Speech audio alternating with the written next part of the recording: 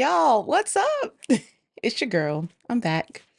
I almost didn't come back to this podcast, but right now it feels like I have no choice.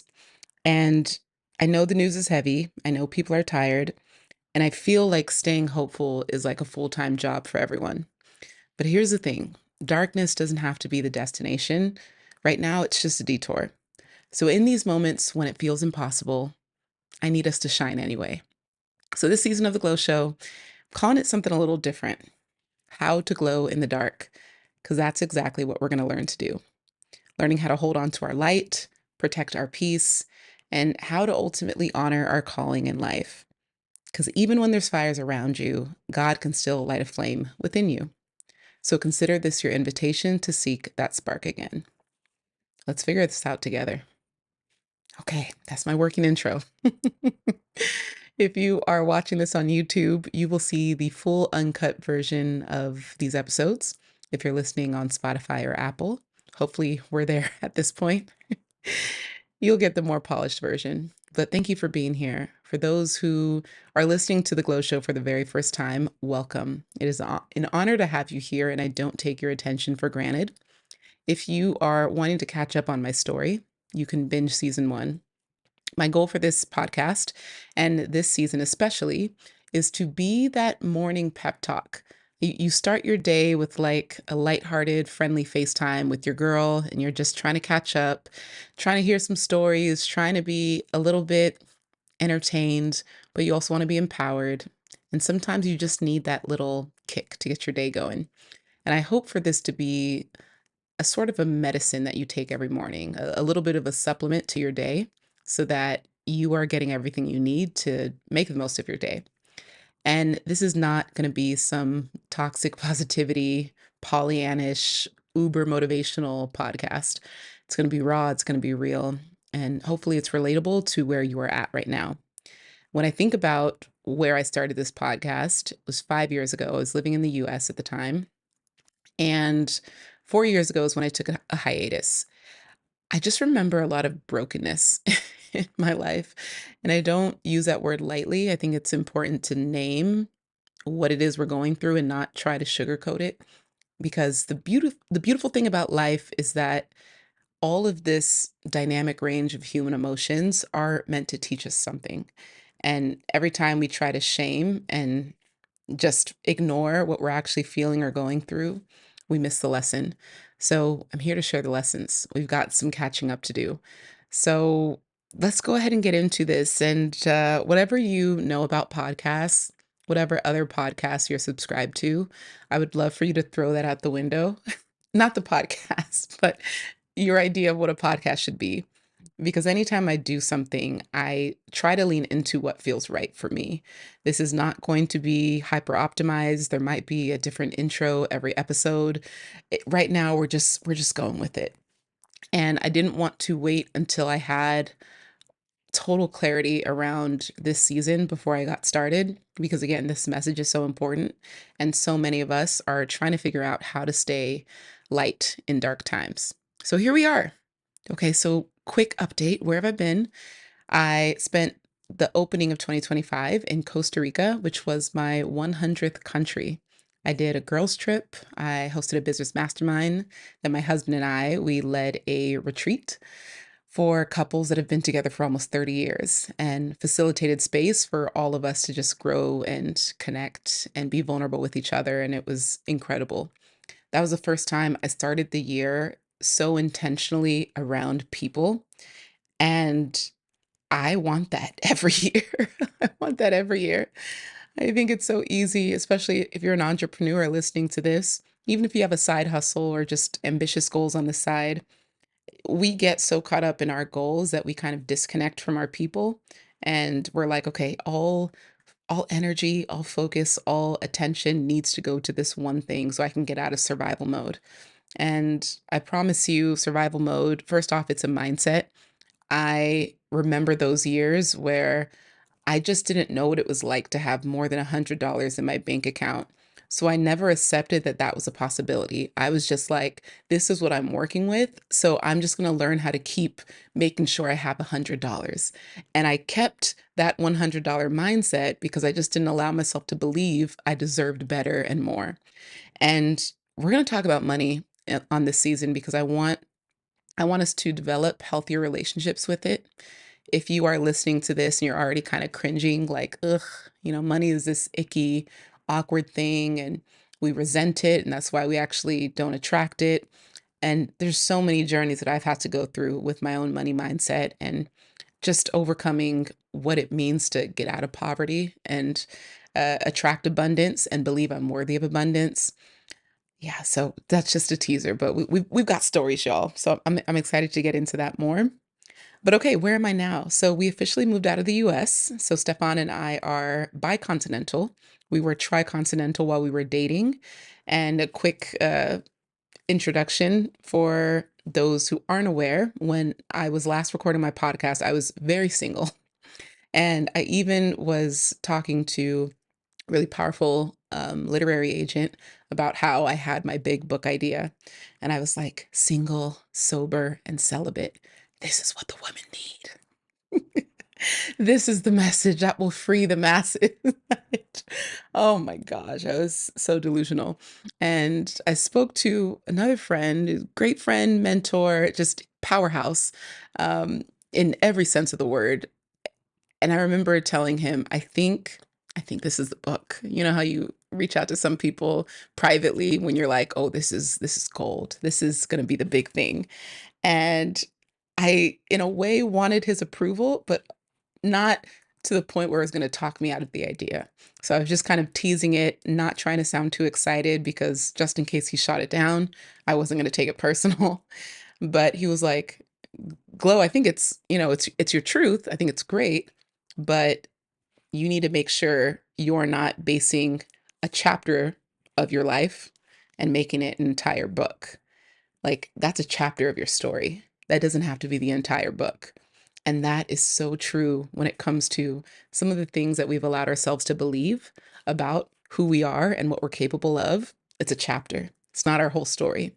And every time I feel like I've limited myself, I had to figure out, okay, what's the new story to write and what's the next chapter from this? Because if we stay stuck in chapters that are only meant to be seasonal, we are blocking our blessings and we're limiting our potential. So when he told me that, I was like, you know what? I'm gonna go ahead and shout him out. Evan Carmichael, shout out to you because you're a killer. And I'm just so grateful for that conversation that humbled me in every sense of the word. And I was like, yeah, I don't claim that over my life. I don't want to be single forever. Sober, I was still, maybe. And just a quick update, I'm 3 years sober as of March 17th. So yeah, it's coming up. So yeah, I celibate, hopefully with my husband. I don't that's a season. Hallelujah. So I was like, okay, I am trying to take on this identity for something that's supposed to be a season. So I can't write this book. And I abandoned it just like that. And I think it's important to allow yourself to fail and fail quick and fail often and fail frequently. Not because, well, one, there's rejection sensitivity or rejection therapy, allowing yourself to get comfortable with rejection by collecting as much as you can. So that's one aspect. But also getting closer to the actual idea that you're meant to do and the thing that you're supposed to pursue. So if I was stuck on that book and I forced myself to make it work, I wouldn't get to many of the other projects that I launched that were much more aligned with the version of me that was like long standing and not just that season. So I share all that context because it's such an interesting thing to re-listen to the podcast when I was struggling. I think there were a few where I pretty much trauma dumped. Season one was like me trauma dumping my anxiety, my stress, my insecurities. Like, really go look at the titles of all those episodes. I wanted to be super honest about this is who I am, and whatever pedestal you put me on, take me off because I'm figuring things out just like you. And oftentimes, when we want to share lessons and we want to share stories, we're still in it and we don't have the lesson yet. And so that 4-year hiatus, I felt like, oh, there's a lot brewing and I got to take a pause so that I can come back refreshed, a little more healed, and with the clarity of what it is I'm meant to do and how I'm meant to lead, especially in this season. So, yeah, we're between Bosnia. So he's from Bosnia. So we have a place there. We just got a condo in Bangkok. So we have a base here. And yeah, we'll be going back and forth to Bali occasionally because we host boot camps for one of our companies, the Life Leap. And then we also host honeymoon experiences for Love Leap, which is our second company.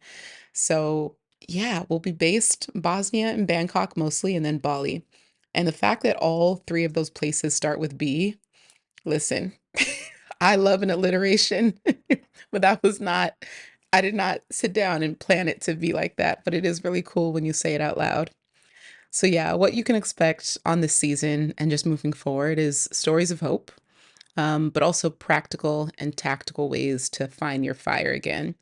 So, again, if you are, I don't know, you're in a dark season or you're kind of on cruise control.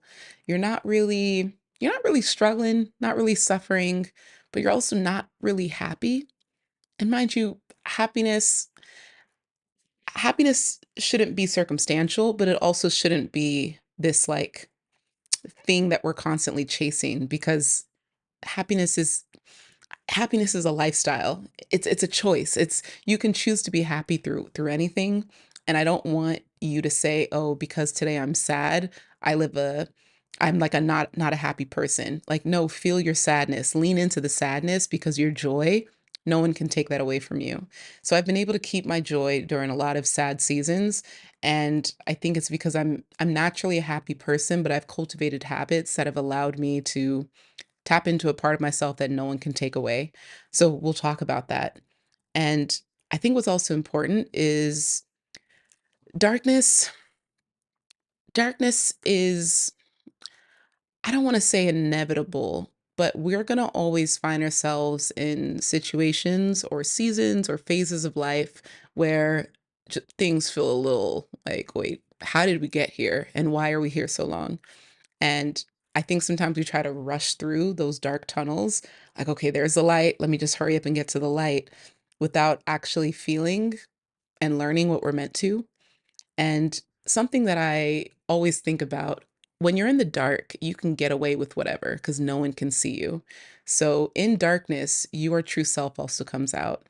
So if you try to do something shady because you think no one is watching, then that's you're almost going to be you're going to be blocking your blessings. But in darkness, you can also have the privacy to work on things that you might hold shame around. So understand that darkness can lead to depth. Darkness is an opportunity for you to kind of hide and do what you need to do to come back more healed, to get your lessons, to find your teachers, to do your assignment, and come back and share the testimony. So I think instead of asking ourselves when we're in the darkness, how do I get out of this? You could also be asking, God, where are you in this? And this is, of course, if you're a believer. And if you're not, you can also say, well, why am I in a rush? Where am I actually going and why am I in a rush? I use this story or this analogy to my clients often, but if you were given everything you've ever desired tomorrow, then what? Like, what next? And you'll realize, like, just that reference is, it means it's the journey, it's the pursuit that makes all of it worth it. You can get anything you want, but if you do, then what? And if you don't learn how to dream or go beyond, excuse me, dream or go beyond um, who you're becoming, the core of your character that's being built in those seasons of tumultuous times or trial and error, I don't know, like that's the game of life. And there's a book by Florence Scovel Shinn called The Game of Life. My friend Kiera first told me about it like 7 years ago, and I try to read it every other year because it's so good. It's very spiritual, and I think it. it gives all these analogies and parables and stories, just like in the Bible, of how we can like better apply things to our life to make it make sense for us. So just wanted to offer that. And stories of when I was in the dark, I have shared many. And I'm mindful that this is just the beginning, so I don't want to go too deep, too dark, too fast. So we're gonna, over time, you're going to hear some of my darkest stories and how I got out of it. And again, I would say 50% have been talked about already on podcast interviews, on my Instagram, on my YouTube, just over time. I've been posting on the internet for 24 years. So that's a lot of life and a lot of stories to share. So many of you are probably familiar. If you're a longtime listener or audience member, you're familiar with some of those stories. But other ones I've kind of kept close to my chest because I was waiting either for the right time or the right medium. Some things today can't just be shared all willy nilly, especially Instagram, what it's changing into. It's becoming less about depth and more about, I don't know what the word is. It's just so, the word isn't quick, but it's becoming almost like uh, empty. And Instagram is becoming empty. That isn't to say you can't make millions on it, because I have. So Instagram is still a very powerful tool. I I'm not a business owner who runs paid ads. So all of my marketing, all of our lead generation comes from organic content creation. So I'm mindful that these are platforms that we're going to have to ebb and flow. If we don't want to spend money on paid ads because it doesn't make sense for the type of community we want to build, then we're okay playing the game of the algorithm. And it's not that we have to falter or compromise our integrity or how we post, but we have to be okay with maybe less engagement or having phases where people just aren't checking you out because you're not feeding the monster of the algorithm. And I'm okay with that. Okay. So, yeah, I am really looking forward to getting to cultivate, um, getting to cultivate more. I don't want to say closeness. Well, yes, closeness. Closeness. I want to get closer to people. I think closer to the right people. And the more I realize it, I continue to meet people in my community who they'll tell me stories of myself from like 9 years ago. And I'm like, that's crazy. That's crazy. That feeling of having people stick with you for years on end, even when you have not always been maybe someone worth following. Because I've pivoted, I've changed, I've evolved. I want to say for the better each time, but I'm not perfect. I've had my moments. So I'm just grateful that through it all, I've been able to have an amazing core percentage of my audience that are like, Glo, we're rocking. Whatever you doing, we rocking. We rocking with it. So if you're in the audience, if you're listening, I'm grateful to have you here. And I'm just thankful that you've stuck around for all these iterations. There will be plenty more. So you're probably trained at this point. So I hope that that's okay. So again, getting out of the dark, I think this season being about how to glow in the dark, I think there's going to be stories of honoring why darkness is important, honoring the polarity of light versus darkness. We're going to talk about shadow work and how to identify the worst parts of yourself and not not being okay with it. Well, being okay with it, coming to terms with it, but understanding why it exists. Because sometimes our shadow side, our darker qualities are birthed from trauma, but also they're there to protect us because we've been hurt in a certain way. And I think darkness is interesting because it has that connotation of like negative, bad, and we need to recognize that if we're always labeling things as bad, we're missing out on the lesson. So I'm mindful, like darkness, yes, it's not good to feel in the dark, but I also want you to recognize like the other side of that is the lesson, is the teacher, is the blessing, and you don't fully appreciate the other side until you've experienced the other side. Okay. And I think about a Nigerian proverb, that's what we're going to call it. Is something my parents would always say is whatever you do in the dark will come to the light.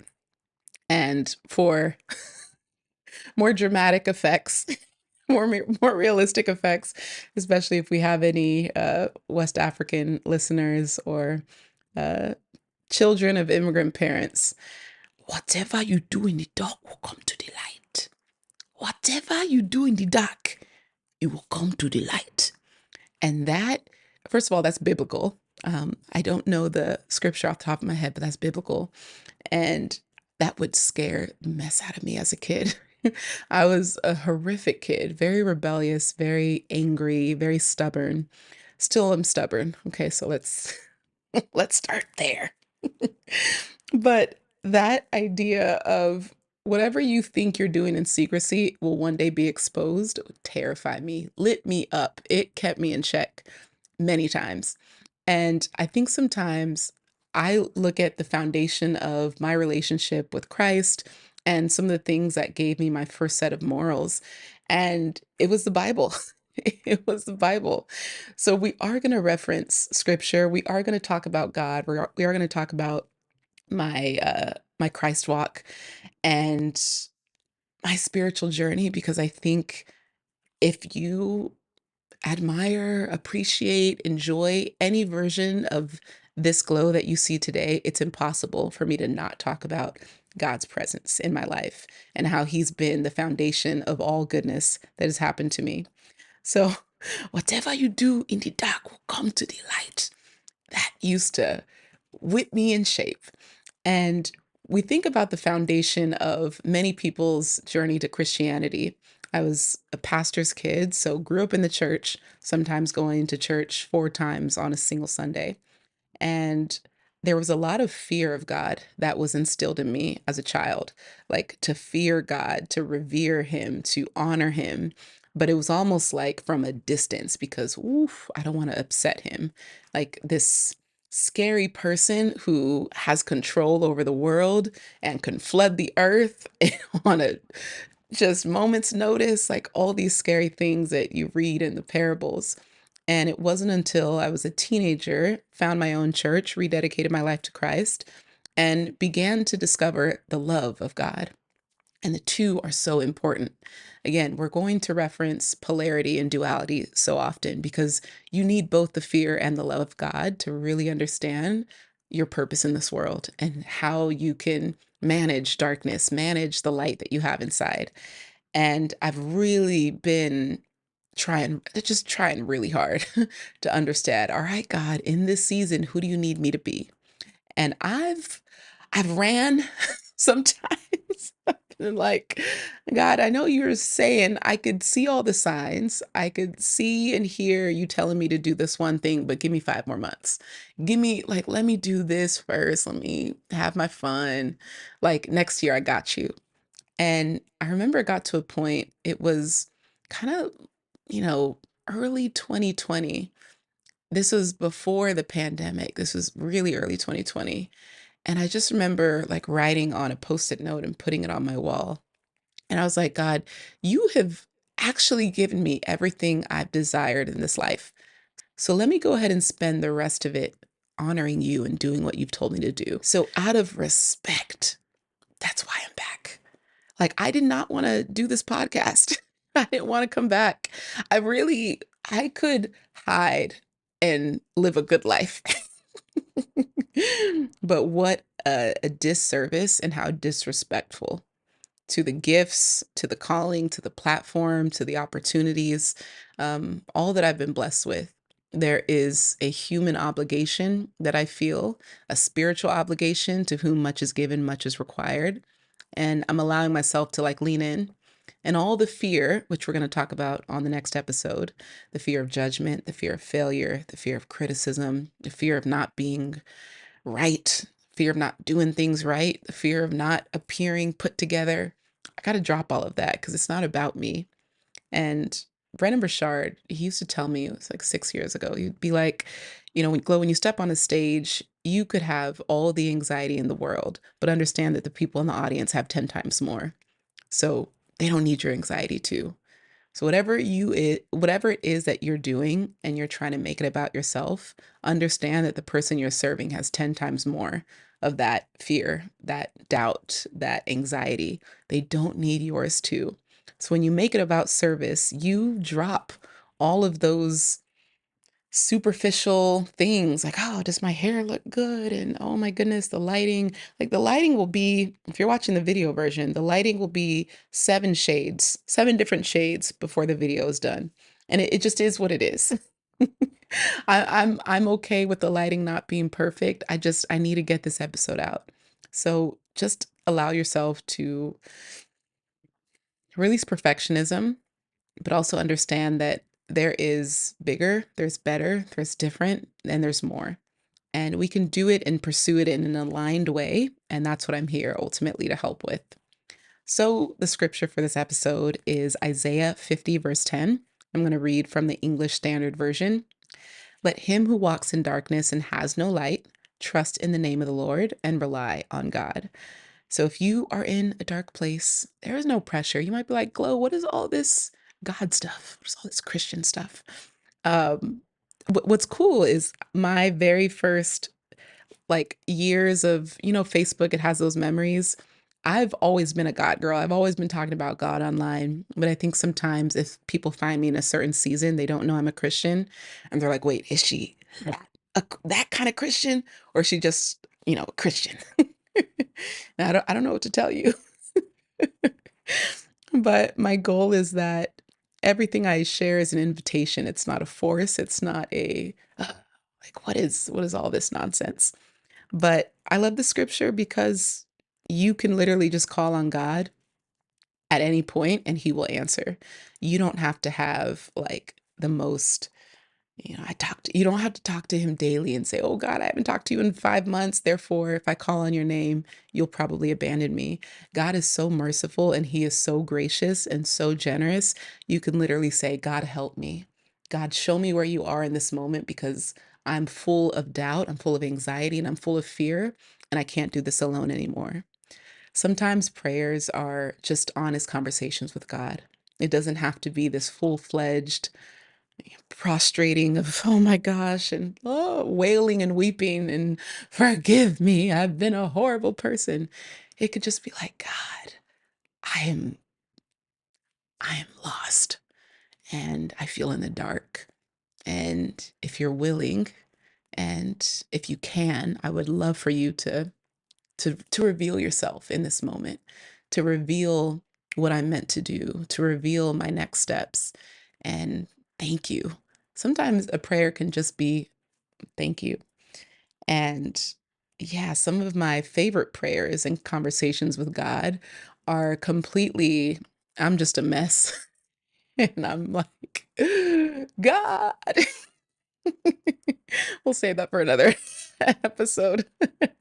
The affirmation to take with you is I am not lost, I am led. Okay, I am not lost, I am led. And the question of this episode is from Federica Mele, Federica Mele underscore empowerment coach. She said, what's the lesson life keeps repeating because you haven't fully learned it? And I think it's the fact that everyone and everything is a teacher. If I start to resent something, I haven't learned the lesson. And if that resentment keeps coming full circle in the same form, pattern, or cycle, there's a lesson I keep pushing away and I'm meant to learn it. So yeah, I hope that answers your question. All right, y'all. Thank you so much. How to Glow in the Dark, episode 1. We are out here doing it. I'm so grateful to be here. I'm so grateful that you all are allowing me to spend some time with you in your morning, afternoon, evening, in bed. I don't know. But if you enjoyed this episode, go ahead and take a screenshot and post it to your stories and tag me, Glo Graphics, GLO Graphics, so I can repost and leave a review wherever you are listening/watching. All right. Love you guys. And I will see you on the next episode.